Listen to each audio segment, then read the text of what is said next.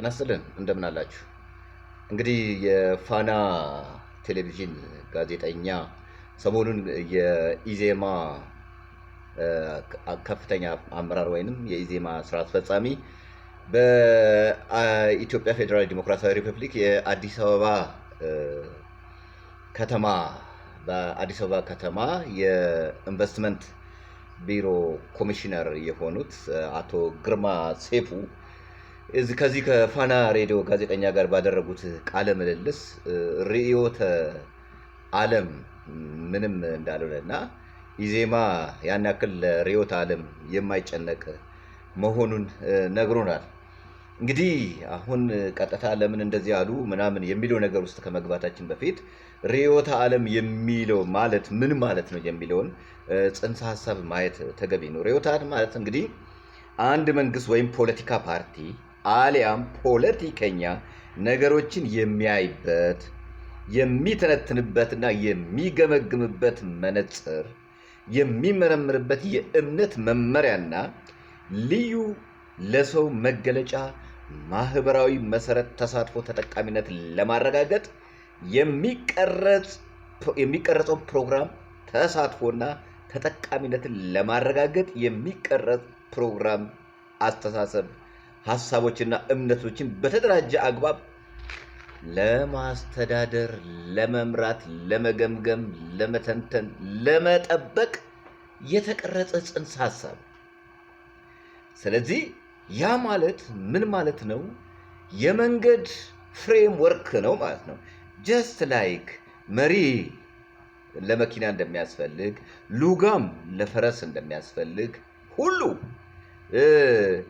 መንገድ የሚሄድበት አንድ የፖለቲካ ፓርቲ ህዝቡን በተሻለ መልኩ የተሻለ አጀንዳ ቀርጬ የተሻለ ተጠቃሚነትን አረጋግጣለሁ። የማረጋግጠው ደግሞ በዚህ መንገድ ነው።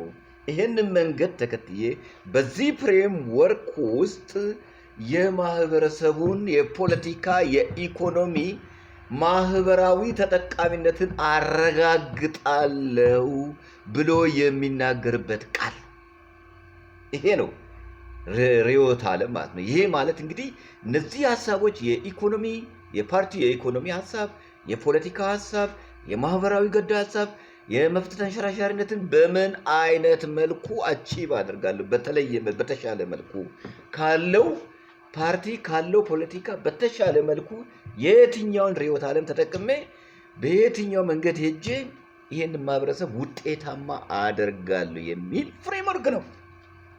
ስለዚህ አንድ ፓርቲ ርዕዮተ ዓለም የለኝም ብሎ ሲል እንግዲህ ፓርቲነቱ በራሱ ምን ላይ ነው? ምንድን ነው እሱ? ምንም የፖለቲካ ሀሳብ የለውም ማለት ነው። ምንም የፖለቲካ አጀንዳ የለውም ማለት ነው።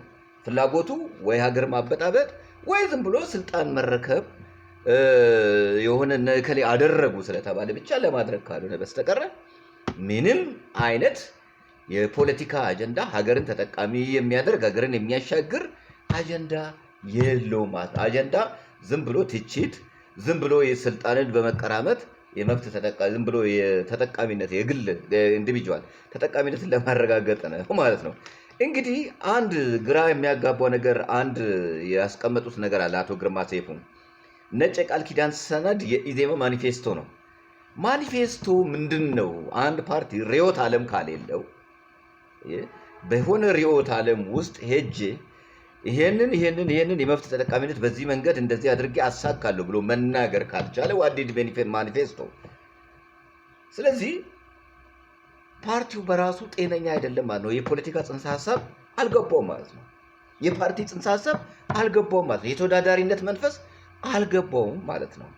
እንደዚህ አይነት ሰዎች ናቸው እንግዲህ እንደዚህ አይነት ቡድኖች ናቸው እንግዲህ ምንም አጀንዳ ያሌላቸው፣ ምንም ሐሳብ ያሌላቸው፣ ተራማጅ የሆነ ሐሳብ ያሌላቸው፣ ትልም ዓላማ ያሌላቸው፣ ጠቅሟሉ የሚሉት የማህበረሰብ ሐሳብ ያሌላቸው አካላቶች በዓላማ ማህበረሰቡን ለመጉዳት፣ ለመበጥበጥ፣ ለማበጣበጥ የሚደራጁበት ሀገር ሆናለች ማለት ነው። እንግዲህ ማኒፌስቶ ያለ ዊዛውት ኤኒ ፖለቲካል አይዲዮሎጂ ዋት ዲድ ማኒፌስቶ ሚን?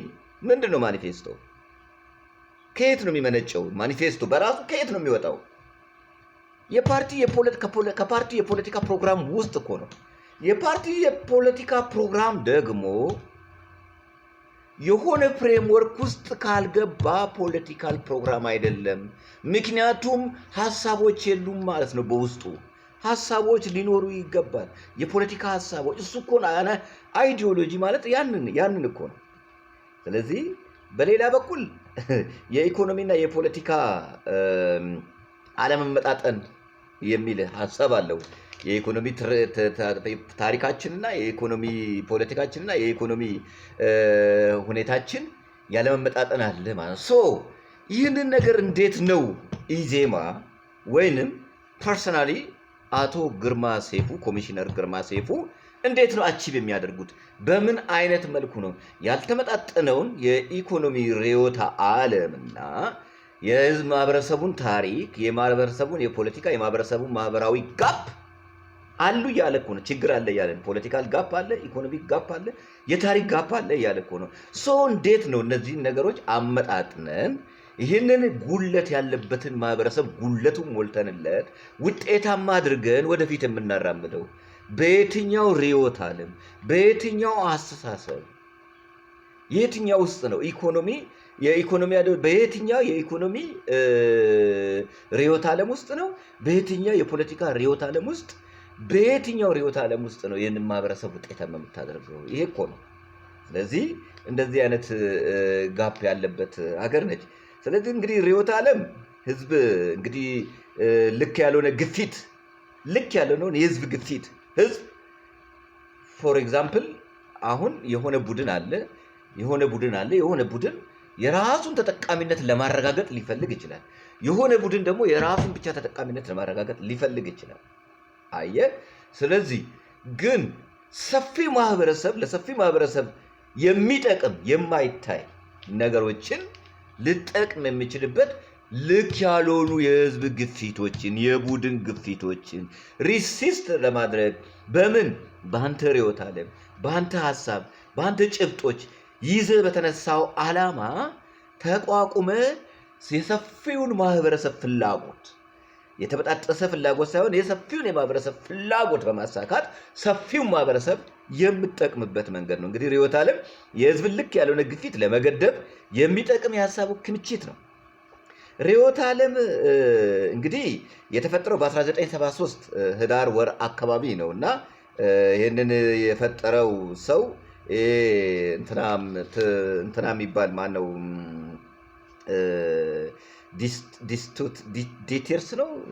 ዴትረስ የሚባል ሰው ነው ይህንን የፈጠረውና ይሄ የነ ጆን ሎክ ሀሳብ መነሻ እንደሆነ ነው። ዋናው ዓላማው እንግዲህ ለስነ ምግባራዊና ፖለቲካዊ ሳይንቲስቶች ፖለቲካዊና ስነ ምግባራዊ ሳይንቲስቶች ደህንነቱ የተጠበቀ መሰረት ለመፍጠር ነው። አይው ሳይንስ ነው ማለት ነው። ዊዛውት ሳይንሳዊ አስተሳሰብ እንግዲህ ይህ መነሻ ሀሳቡ ምንድን ነው? ማህበረሰብ ትልቅ ሁለት ሀሳቦች አሉ። ሰዎች ከቁሳዊ ዓለም ጋር በሚገናኙበት ጊዜ የሚሰማቸው ስሜቶች። ሰው መጀመሪያ ሲፈጠር ለቁሳዊ ነገሮች ጉዳይ ያልነበረው ራቁቱን የተፈጠረ ራቁቱን የሚኖር ዝም ብሎ በግምት የሚኖር ነበረ። ዘን አፍተር ቢኮዝ ኦፍ ዴቨሎፕመንት ቢኮዝ ኦፍ ግሮዝ ምን መጣ?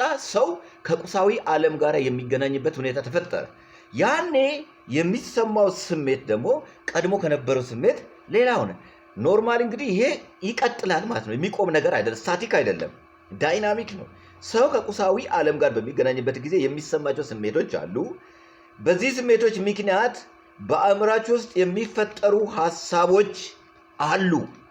እነዚህን ሀሳቦች ሰው ሴልፊሽ ሆኖ ቢኮዝ ኦፍ ሂስ ኢንተረስት እንዳይፋጅ፣ እንዳይጋደል፣ እንዳይበታተን ይሄን ማህበረሰብ ዩኒፋይ አድርገ የጋራ ሀሳብ እንዲኖሩ አድርገ የምትመራበት ጭብጥ ሀሳብ ርዕዮተ ዓለም ነው ማለት ነው። ለአንድ ሰው ወይም ለቡድን ሰዎች የሚመደብ የእምነቶች ወይም የእሴቶች ስብስብ ነው። የእምነቶች የእሴት በተለይ ለተወሰነ እውቀት ላይ ብቻ የተመሰረተ እምነት ላይ ያልሆኑ ምክንያቶች የሚይዙት ማለት ነው። አየህ፣ እንግዲህ ርዕዮተ ዓለም የፖለቲካን፣ ማህበራዊ ጉዳይ፣ ሌሎችን ሁሉን የማህበረሰቦችን ፍላጎት የሚያሳካበት መንገድ ነው ካልን ውስን አጀንዳ አይደለም ማለት ነው። ኢትዮጵያ ብንመለከት በጣም ብዙ ሀሳቦች አሉ፣ ብዙ ፍላጎቶች አሉ፣ ብዙ የፖለቲካ፣ የማህበራዊ፣ የታሪክ፣ የእምነት የተለያዩ ፍላጎቶች አሉ። እነዚህን እንዴት ነው የምታርቀው? ይሄ ነው ርዕዮተ ዓለም። ይሄ የለህም ማለት ሀገርን የት ልትከተው ነው? እውርን እንዴት ሊመራ ይችላል?